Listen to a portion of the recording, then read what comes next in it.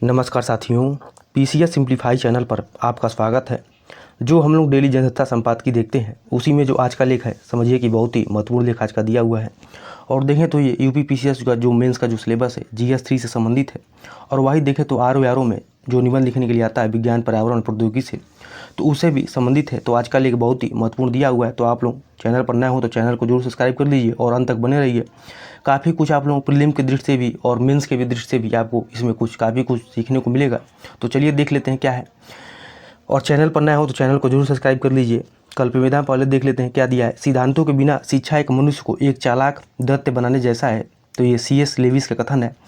देख लेते हैं क्या है। अंतरिक्ष अनुसंधान में बढ़ते कदम, तो इससे क्या हम लोगों का इसमें क्या प्रयोग होगा और क्या लाभ होगा देख लेते हैं। अंतरिक्ष अनुसंधान से प्राप्त ज्ञान का उपयोग हमारी पृथ्वी की समस्याओं के समाधान में किया जा सकता है। जलवायु परिवर्तन, प्राकृतिक आपदाओं और खाद्य सुरक्षा जैसी चुनौतियों का सामना करने के लिए अंतरिक्ष अनुसंधान क्या है, बहुत ज़रूरी है। ठीक है, किसके किसके लिए? तो जलवायु परिवर्तन, प्राकृतिक आपदाओं और खाद्य सुरक्षा जैसी चुनौतियों का सामना करने के लिए अंतरिक्ष अनुसंधान क्या है, तो बहुत ही जरूरी है। अब देख लेते हैं क्या है।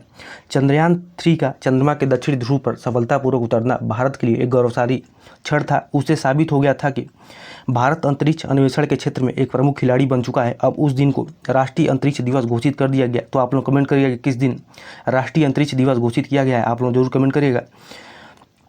अंतरिक्ष अनुसंधान ने हमें कई नई तकनीकों का विकास करने में सक्षम बनाया है। उपग्रह संचार, GPS, मौसम पूर्वानुमान जैसी सुविधाएं अंतरिक्ष अनुसंधान की देन है। ठीक है, अंतरिक्ष अनुसंधान से प्राप्त ज्ञान का उपयोग हमारी पृथ्वी की समस्याओं के समाधान में किया जा सकता है।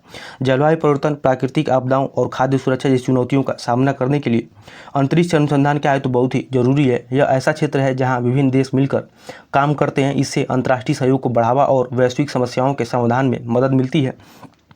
पिछले कुछ दशक में देखें तो भारत ने अंतरिक्ष अनुसंधान के क्षेत्र में असाधारण प्रगति की है।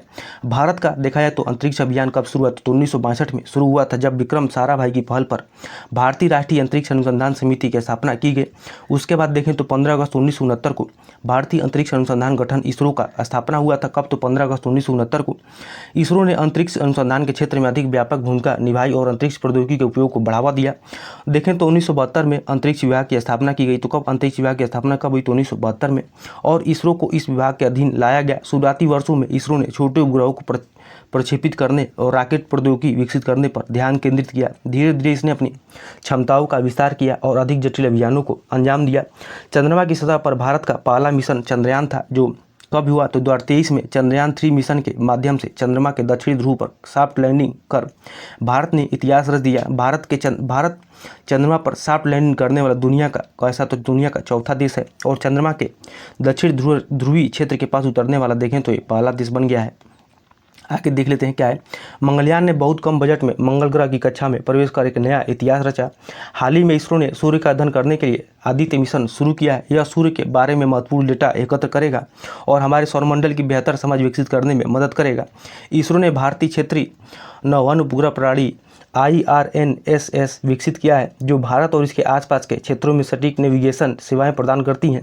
इसने कई प्रकार के उपग्रहों को सफलतापूर्वक प्रक्षेपित किया है, जिसमें संचार उपग्रह, पृथ्वी अवलोकन उपग्रह, नौवहन उपग्रह और प्रायोगिक उपग्रह शामिल हैं। इसरो ने एक साथ कई उपग्रहों को प्रक्षेपित करने की क्षमता विकसित कर ली है। इससे न केवल प्रक्षेपण लागत में कमी आई है, बल्कि भारत की अंतरिक्ष तकनीक में भी एक नया आयाम जुड़ा है।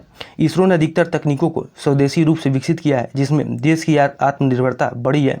PSLV एक ऐसा रॉकेट है, कैसा रॉकेट है देख लेते हैं, जो कई उपग्रहों को एक साथ अंतरिक्ष में भेज सकता है। तो कौन सा जो PSLV है, जो एक साथ क्या कर सकता है, तो कई उपग्रहों को एक साथ अंतरिक्ष में भेज सकता है। GSLV क्या है, तो GSLV Mark 3 भारी उपग्रहों को प्रक्षेपित करने में सक्षम है। तो GSLV जो Mark 3 है, ये क्या करता है, तो भारी उपग्रहों को प्रक्षेपित करने में क्या है, तो सक्षम है। क्रायोजेनिक तकनीक से क्या है, क्रायोजेनिक तकनीक में महारत हासिल कर भारत ने एक बड़ी उपलब्धि हासिल की है, जो क्रायोजेनिक तकनीक में अत्यंत कम तापमान पर द्रवों का उपयोग किया जाता है। रॉकेटों में क्रायोजेनिक इंजन में द्रव हाइड्रोजन और द्रव ऑक्सीजन जैसे अत्यंत ठंडे ईंधन का उपयोग किया जाता है। जो क्रायोजेनिक क्या दिया है देख लेते हैं। क्रायोजेनिक इंजन से रॉकेट को अधिक शक्तिशाली धक्का मिलता है, जिससे भारी उपग्रहों को पृथ्वी कक्षा में स्थापित करना आसान हो जाता है। इससे भारत की अंतरिक्ष क्षमता में काफ़ी वृद्धि हुई है और भारत अब भारी उपग्रहों को स्वदेशी रूप से प्रक्षेपित करने में देखें तो सक्षम है। स्वदेशी तकनीक ने भारत को अंतरिक्ष क्षेत्र में आत्मनिर्भर बनाया है और देश की वैज्ञानिक प्रतिष्ठा बढ़ाई है। भविष्य में इसरो और अधिक उन्नत तकनीकों को विकसित करेगा, जिससे भारत एक प्रमुख अंतरिक्ष शक्ति बन सकेगा। इसरो ने एक महत्वाकांक्षी परियोजना शुरू की है जिसका नाम क्या है तो गगनयान। ठीक है, कौन सा उसका क्या नाम है तो गगनयान। इसका मुख्य उद्देश्य क्या है तो भारतीय अंतरिक्ष यात्रियों को अंतरिक्ष में भेजना। यह भारत के अंतरिक्ष कार्यक्रम में एक मील का पत्थर साबित होगा। इस मिशन के लिए जरिए भारत अंतरिक्ष यान, जीवन समर्थन प्रणाली और अन्य आवश्यक उपकरणों को स्वदेशी रूप से विकसित करने में सक्षम होगा। यह मिशन भारत की क्षमता को प्रदर्शित करेगा कि वह मानवयुक्त अंतरिक्ष मिशन को सफलतापूर्वक क्या करे तो अंजाम दे सकता है। यह मिशन अंतरिक्ष के बारे में क्या करेगा तो नए ज्ञान और जानकारी हासिल करने में मदद करेगा। इससे भारत को अन्य अंतरिक्ष एजेंसियों के साथ सहयोग करने का अवसर मिलेगा। हालांकि मानवयुक्त अंतरिक्ष मिशन तकनीक रूप से बहुत जटिल होता है और इसमें कई चुनौतियां भी होती हैं, जैसे कि अंतरिक्ष यान का डिजाइन, जीवन समर्थन प्रणाली और सुरक्षा उपाय। यह एक महंगा मिशन है जो इसके लिए बड़े पैमाने पर निवेश की आवश्यकता होती है। इस मिशन के लिए कुशल वैज्ञानिक, इंजीनियरों और अंतरिक्ष यात्रियों की आवश्यकता होती है। इसरो इस मिशन को सफल बनाने के लिए लगातार काम कर रहा है। गगनयान मिशन भारत के लिए गौरव का क्षण होगा और यह भारत को अंतरिक्ष शक्तियों के समूह में क्या करेगा तो शामिल करेगा। गगनयान मिशन की सफलता के बाद अब इसरो का अगला लक्ष्य क्या है तो चंद्रमा पर मानवयुक्त मिशन भेजना। यह मिशन हमें चंद्रमा के बारे में और अधिक जानने में मदद करेगा और भविष्य में अन्य ग्रहों पर मिशन के लिए एक आधार तैयार करेगा। इसरो भारत का अपना एक अंतरिक्ष स्टेशन विकसित करने की दिशा में तेजी से काम कर रहा है। उसका लक्ष्य क्या है कि वह 2035 तक अपना अंतरिक्ष स्टेशन क्या करे तो स्थापित कर ले। इस स्टेशन से कुल 5 मॉड्यूल होंगे और पहला मॉड्यूल कब शुरू होगा तो 2028 में शुरू होने की क्या है तो उम्मीद है। इस स्टेशन में एक साथ कई अंतरिक्ष यात्री रह सकेंगे और वे विभिन्न प्रकार के वैज्ञानिक प्रयोग कर सकेंगे। इस स्टेशन के जरिए भारत अंतरिक्ष में वैज्ञानिकों के लंबे समय तक रहने और काम करने की अपनी क्षमता को बढ़ाएगा। इसके अलावा देखें तो क्या होगा कि यह अंतरिक्ष विज्ञान और प्रौद्योगिकी के क्षेत्र में भारत की स्थिति को क्या करेगा तो यह मजबूत करेगा। यह स्टेशन अंतरिक्ष विज्ञान के विभिन्न पहलुओं पर गहन अध्ययन करने के लिए एक मंच प्रदान करेगा।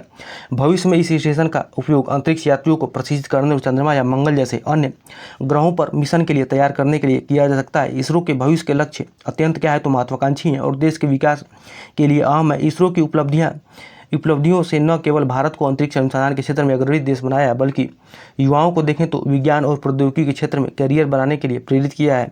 आने वाले समय में अंतरिक्ष अनुसंधान के क्षेत्र में और अधिक उल्लेखनीय उपलब्धियां हासिल करेगा भारत जो है कि।